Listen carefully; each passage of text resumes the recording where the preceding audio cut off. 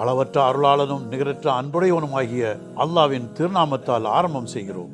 அண்ணல் நபி ஸல்லல்லாஹு அலைஹி வஸல்லம் அவர்களின் வாழ்க்கை வரலாற்றில் இருந்து சில துளிகளை பார்ப்பதற்கு அன்புடன் உங்களை மீண்டும் வரவேற்கிறோம். சென்ற தொடரில் நபி ஸல்லல்லாஹு அலைஹி வஸல்லம் அவர்களின் மூதாதையர்களில் செல்வாக்குமிக்க நபர்களை பற்றியும் நபி ஸல்லல்லாஹு அலைஹி வஸல்லம் பிறப்புக்கு முன்பு அந்த நபர்கள் மக்காவை வடிவமைத்த குறிப்பிடத்தக்க நிகழ்வுகளை பற்றியும் விவாதித்தோம். இப்போது பல நூற்றாண்டுகள் இருளுக்கு பிறகு ஒளியின் விடியலான அல்லாவின் அருள்கொடையான நபி ஸல்லல்லாஹு அலைஹி வஸல்லம் பிறந்த அந்த தருணத்தை அடைந்திருக்கிறோம். இந்த தொடரில் நபி ஸல்லல்லாஹு அலைஹி வஸல்லம் அவர்களின் ஆரம்ப ஆண்டுகளில் நாம் பயணிக்க இருக்கிறோம். அதாவது அவர்களது பிறப்பு, உன்னதமான வளர்ப்பு, ஹலீமா சாதியாவின் பராமரிப்பில் அவர்களது குழந்தை பருவம், அவர்களது அன்பான பெற்றோரையும் பாட்டனாரையும் இழந்து மற்றும் ஒரு இளைஞனாக வகி வருவதற்கு நீண்ட காலத்திற்கு முன்பே நேர்மை, இரக்கம் மற்றும் தைரியம் போன்ற அவர்களின் உன்னத பண்புகள் ஆகியன.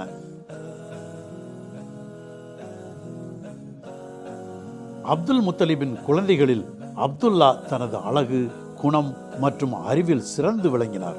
அப்துல்லா பனு சஹரா கோத்திரத்தின் தலைவரின் மகளான ஆமினாவை மணந்தார். ஆமினா அம்மையார் மரியாதைக்குரிய கண்ணியமான பெண்மணியாக திகழ்ந்தார். அவர் உன்னதமான அந்தஸ்து கொண்ட உயர்ந்த பரம்பரையில் இருந்து வந்தவர். வியாபார பயண காலம் தொடங்கும் நேரத்தில் இவர்கள் திருமணம் நடந்தது. திருமணத்திற்கு பிறகு அப்துல்லா தனது மனைவியுடன் 5-6 நாள்கள் மட்டுமே இருந்தார். பின்னர் வணிகத்திற்காக அவர் சிரியாவுக்கு பயணம் மேற்கொள்ள நேர்ந்தது. அவர் வணிகத்தை முடித்துவிட்டு திரும்பும் வழியில் மிகவும் நோய்வாய்ப்பட்டார்.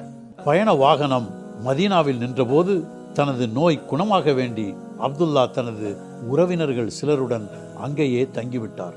இதற்கிடையில் ஆமினா அம்மையார் தான் கர்ப்பமாக இருக்கும் நற்செய்தியை தனது கணவரிடம் தெரிவிக்க அவரது வருகைக்காக ஆவலுடன் காத்திருந்தார். ஆனால் அப்துல்லா மதீனாவில் காலமானதாகவும் அவர் அங்கேயே அடக்கம் செய்யப்பட்டதாகவும் ஆமினா அம்மையாருக்கு செய்தி வந்தது. ஆமினா அம்மையார் ரபியுல் அவ்வல் மாதம் ஒரு திங்கட்கிழமை அன்று ஓர் ஆண் குழந்தையை பெற்றெடுத்தார்கள். அக்குழந்தைக்கு அவரது பாட்டனார் அப்துல் முத்தலிப் முஹம்மத் என்று பெயரிட்டார். அதாவது புகழ் பெற்றவர் என்று பொருள். நபி ஸல்லல்லாஹு அலைஹி வஸல்லம் அவர்கள் ஒரு திங்கட்கிழமை பிறந்தார்கள் என்பதை சஹீஹ் முஸ்லிமில் உள்ள ஹதீஸ் மூலம் நாம் அறிவோம். நபி ஸல்லல்லாஹு அலைஹி வஸல்லம் அவர்கள் திங்கட்கிழமைகள் ஏன் நோன்பு நோக்கிறார்கள் என்று கேட்டதற்கு, நான் பிறந்த நாள் அதுவே, எனக்கு முதலில் வஹி வந்த நாளும் அதுவே என்று பதிலளித்தார்கள். சஹீஹ் முஸ்லிமில் இது பதிவு செய்யப்பட்டுள்ளது. குறைஷிகளின் உயர் குடும்பத்தைச் சேர்ந்தவர்கள் மத்தியில் புதிதாக பிறந்த குழந்தைகளை ஓரிரு வருடங்கள் மக்கள் தொகை குறைவாக உள்ள பாலைவன பகுதிகளுக்கு அனுப்புவது வழக்கமாக இருந்தது. அங்குள்ள செவிலித்தாய்கள் அக்குழந்தைகளை கவனித்துக் கொள்வார்கள். மக்கா போன்ற பகுதிகளில் குழந்தை இறப்பு அதிகமாக இருந்த அந்த காலத்தில் தூய்மையான சூழலில் பாதுகாப்பான குழந்தைகளை வளர்க்க அந்த நடைமுறை உதவியாக இருந்தது. மேலும் கலப்பற்ற தூய்மையான அரபு மொழியினை அக்குழந்தைகள் கற்றுக்கொள்ளவும் அது உதவியது. பனு சாத் இப்னு பக்கர் கோத்திரத்தைச் சேர்ந்த பெண்கள் குழு தாங்கள் தத்தெடுக்க விரும்பும் புதிதாக பிறந்த குழந்தைகளை தேடி மக்காவுக்கு வந்தனர். அவர்கள் ஹலீமா பின் சாதியாவும் அவரது கணவரும் இருந்தனர். ஹலீமா அந்த நேரத்தில் ஒரு மகனை பெற்றெடுத்திருந்தார். அவருடைய மூத்த மகள் பெயர் ஷைமா. நபிகள் நாயகம் ஸல்லல்லாஹு அலைஹி வஸல்லம் அவர்கள் அனாதையாக இருந்ததாலும் அவர்களை தத்தெடுத்தால் அதிக சம்பளம் கிடைக்காது என்பதாலும் யாரும் அவர்களை தேர்ந்தெடுக்க விரும்பவில்லை. இந்நிலையில் எல்லா செவிலித்தாய்களுக்கும் தத்து குழந்தை கிடைத்தது. ஆனால் ஹலீமாவுக்கு மட்டும் எந்த குழந்தையும் கிடைக்கவில்லை. எந்த குழந்தையும் தத்தெடுக்காமல் திரும்பிச் செல்ல விரும்பாததால் ஹலீமா தன் கணவனிடம் ஆலோசனை நடத்தினார். ஒருவேளை அல்லாஹ் இந்த அனாதை குழந்தையின் மூலம் நமக்கு அருள் புரிவான் என்று கூறி அவர் அந்த குழந்தையை தத்தெடுக்கும்படி தன் மனைவி ஹலீமாவை ஊக்கப்படுத்தினார். முஹம்மது ஸல்லல்லாஹு அலைஹி வஸல்லம் அவர்களை தத்தெடுத்தவுடன் ஹலீமா மற்றும் அவரது குடும்பத்தினரின் நிலை மாறியது. அவர்கள் தங்கள் வாழ்க்கையில் பரக்கத்தை கண்டார்கள். அவர்களின் வயதான ஒட்டகத்தின் மடியில் பால் நிரம்பி வழிந்ததால் அவர்கள் அனைவரும் வயிறார பருக முடிந்தது. ஹலீமாவின் கழுதை மிகவும் வயதானது, அதனால் அது மெதுவாகவே செல்லும். ஆனால் அது ஹலீமாவை நபி ஸல்லல்லாஹு அலைஹி வஸல்லம் அவர்களுடன் சுமந்து செல்லும் போதெல்லாம் அது வேகத்துடன் மற்ற கழுதைகளை விட முந்தி செல்கிறது. நபி ஸல்லல்லாஹு அலைஹி வஸல்லம் அவர்கள் தன்னுடன் இருந்த 2 வருடங்களில் ஹலீமா இது போன்ற பல அற்புதங்களை தொடர்ந்து பார்க்க நேர்ந்தது. தங்களுக்கு கிடைத்திருக்கும் இந்த பரக்கத் தத்தெடுக்கப்பட்ட இந்த குழந்தையின் மூலம்தான் என்று அவர்கள் மிகவும் உறுதியாக நம்பினர். இதனால் ஹலீமா தான் வளர்த்து வரும் முஹம்மது தங்களிடம் தங்குவதை சிறிது நீட்டிக்க கோரி ஆமினா அம்மையாரிடம் சென்று கெஞ்சினார். அதை ஆமினா அம்மையாரும் ஏற்றுக்கொண்டார். நபிகள் நாயகம் ஸல்லல்லாஹு அலைஹி வஸல்லம் அவர்களுக்கு 4 வயதாக இருக்கும்போது வானவர் ஜிப்ரீல் அலைஹிஸ்ஸலாம் நபி ஸல்லல்லாஹு அலைஹி வஸல்லம் அவர்களிடம் வந்ததாகவும், அதை பார்த்த விளையாடி கொண்டிருந்த மற்ற குழந்தைகள் ஓடிவிட்டனர் என்றும், ஆனால் குழந்தை முஹம்மது ஸல்லல்லாஹு அலைஹி வஸல்லம் அவர்கள் அங்கேயே நின்றதாகவும் சஹீஹ் முஸ்லிமில் பதிவு செய்யப்பட்டுள்ளது. ஜிப்ரீல் அலைஹிஸ்ஸலாம் அவர்கள் நபி ஸல்லல்லாஹு அலைஹி வஸல்லம் அவர்களின் மார்பை திறந்து இதயத்தை வெளியே எடுத்து அதில் இருந்த ஒரு கருப்பு கழிவை அகற்றினார்கள். அப்போது ஜிப்ரீல் அலைஹிஸ்ஸலாம், இது உன்னின் உள்ள ஷைத்தானின் பங்கு என்று கூறினார்கள். குழந்தை பிறக்கும் போது ஒவ்வொரு குழந்தையின் இதயத்தையும் ஷைத்தான் குத்துகிறான் என்று சஹீஹ் புகாரியில் பதிவாகியுள்ளது.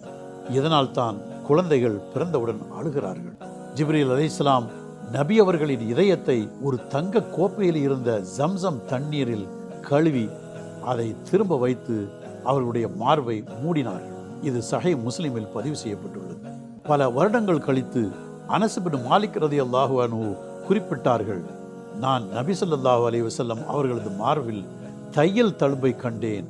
இது சஹீஹ் முஸ்லிமில் பதிவு செய்யப்பட்டுள்ளது. இந்த சம்பவம் ஹலீமாவை கவலையடைய செய்தது. வேறு எந்த அசம்பாவிதமும் நடக்கும் முன் குழந்தையை அவர்களுடைய தாயிடம் ஒப்படைக்க அவர் முடிவு செய்தார்.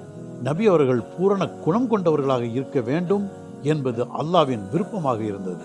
இந்த நிகழ்வு நபி ஸல்லல்லாஹு அலைஹி வஸல்லம் அவர்களை முன்மாதிரியான நடத்தைக்கு அல்லாஹ் தயார்படுத்தியதாக கருதலாம்.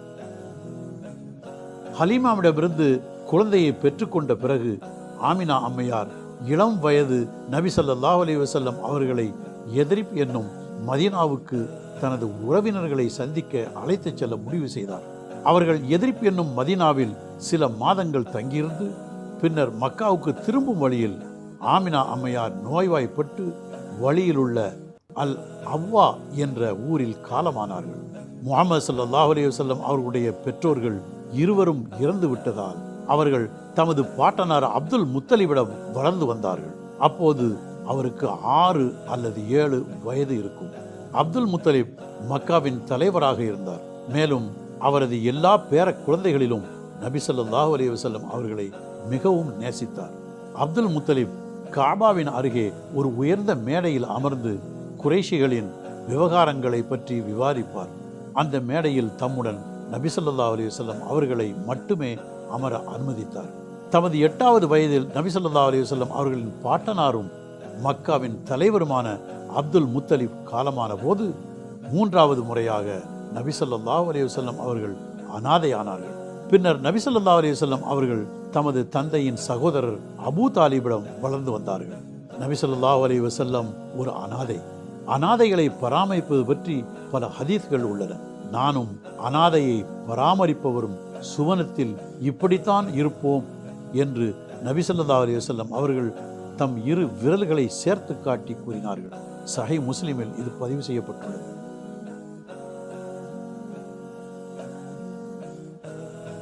நபிகள் ஸல்லல்லாஹு அலைஹி வஸல்லம் அவர்கள் செய்த முதல் தொழில் ஆட்டு மந்தையை மேய்த்து பராமரிப்பதாகும்.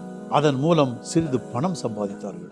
நபி ஸல்லல்லாஹு அலைஹி வஸல்லம் அவர்களின் ஆரம்பகால வாழ்க்கைக்கும் அவருடைய நபித்துவத்திற்கு முன்பும் இடையே இருந்த காலத்தில் சில குறிப்பிடத்தக்க சம்பவங்கள் நிகழ்ந்தன.